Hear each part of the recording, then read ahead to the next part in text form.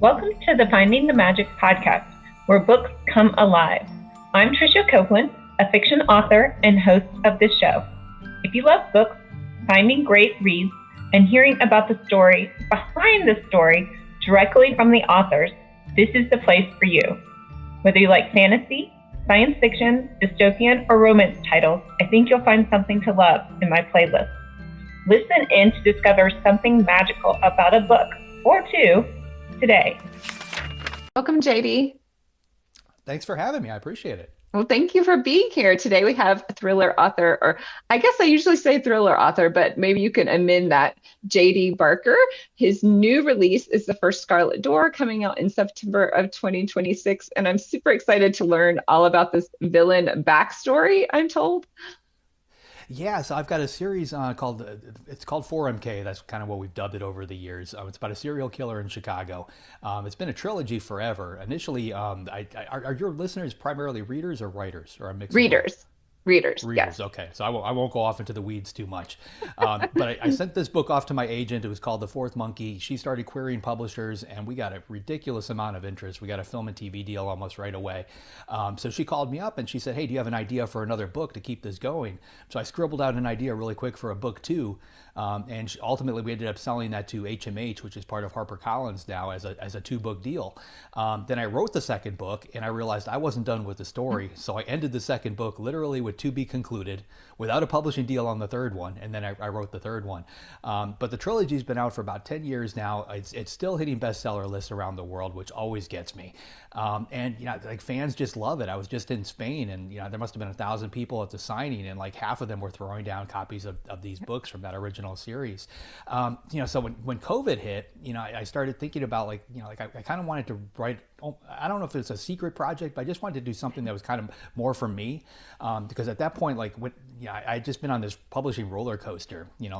I was once told you have a lifetime to write your first book and 6 months to write the next one, and it is very much like that, because you end up in like this publication, just a schedule and deadlines and all these things.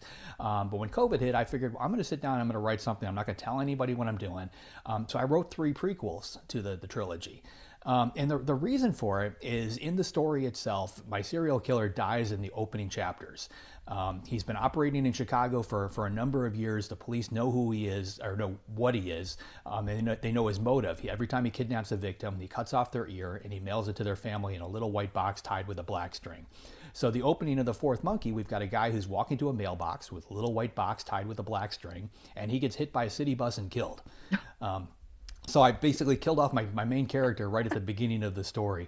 But in order to keep him alive in the story, I created a diary. So it's basically his personal journal detailing events that happened to him when he was a kid. So I was able to tell his backstory through that. And when the books came out, the series, people just loved those diary entries, like more so than the story itself. Like they just wanted backstory on my killer. So when I decided to write these 3 prequels, I basically wrote them, they fill in the blank space by basically a 15-year period that we don't know about, from the time he was a kid until he actually becomes the 4-monkey killer. Told entirely in first person. It's a very personal style to write in, but it's almost like a very long diary entry. So I didn't tell anybody I was doing these, and my plan was to release them all on the same day. I've got my own publishing house with Simon & Schuster, so they let me do crazy things like that. And when I told my agent I wanted to do that, she started talking to my foreign publishers, and they all pushed back and said, there's no way we can do 3 books on one day. We have to space them out. So there's 6 months in between them. But the first one, The First Scarlet Door, comes out in September. The next one in March after that, and then the next one 6 months later. Oh, fun. So The First Scarlet Door, that seems to indicate this may include the first time he kills, right? I'm assuming it's a he. Did I assume that correctly? It is, yeah. It's a guy named Anson Bishop, for those who haven't read it yet. Not really a spoiler. So the numbering thing just kind of happened as we were publishing the first books. When I turned in The Fourth Monkey, the title on it was actually Diary of a Madman. Because that's basically what it was. But Ozzy Osbourne has a very famous album called Diary of a Madman. So we knew we had to change it to something. And because of the way the killer operates, everything is based on hear no evil, speak no evil, see no evil. There's actually a 4th monkey to that, which is do no evil. So when I read about that and just the history of those monkeys and where those stories came from, the fourth monkey just kind of jumped out at me. So we named the first book The Fourth Monkey. The second one had a totally different name, and my editor called me up and said, we should go with the fifth something, just kind of keep the numbering thing going. But I was like, well, we can't start a series with book 4. That's weird. But then he said, well, you already have. The book is out, so let's just do it. So we did 4, 5, and 6, and it's been that way for years. And with the prequels, I wrote 1, 2, and 3. So a lot of people have pointed out I've kind of Star Wars the whole thing. If you think of the that's what, seems like it. Well, and I'm assuming, do you want this character to be likable, or do you want people to be empathetic to this character, or is that yet to be seen? I guess you have to read the book to figure that out. Well, before writing Fourth Monkey, I interviewed a lot of killers, people that were in prison, just to try to get into their headspace. And what I quickly realized is nobody is really black or white. Everybody kind of exists in that gray area. You can talk to somebody who, has killed 6 people, but, he's got somebody out there who loves him. He's got a family who comes in, whenever they can to see him. There's always something else going on there. And that's what I really wanted to tell. So my initial thinking with writing the entire trilogy, or now the 6 books, is, can a serial killer be made? Like, if you have somebody who is born under the right circumstances, or technically the wrong circumstances, can a good person be turned bad? And that's essentially what I'm shooting for with this series. And basically he's a good kid, but certain things happen to him that just kind of force him down this path. And at some point he gives into it. Interesting. So how did you get access to all of these? I guess, were they in prison when you talked to these? It's a crazy thing. I just asked. Just asked. And they sure, you could go talk to a murderer. Yeah, you can walk into any prison and you can see anybody you want if they agree to see you. So I was in Florida at the time. I researched the local prisons that were within driving distance, figured out who was housed in them, and then I wrote some letters to attorneys or whatever contact information I could get. And once I got into one particular prison, I talked to one guy and he told 3 others that were in for similar things, because they're bored, Yeah, they want to talk to you, right? Yeah, they want to talk to somebody. So it wasn't difficult to get them. Just the stories themselves were, what really interested me. The killings were basically a very small part, the lives of these different people.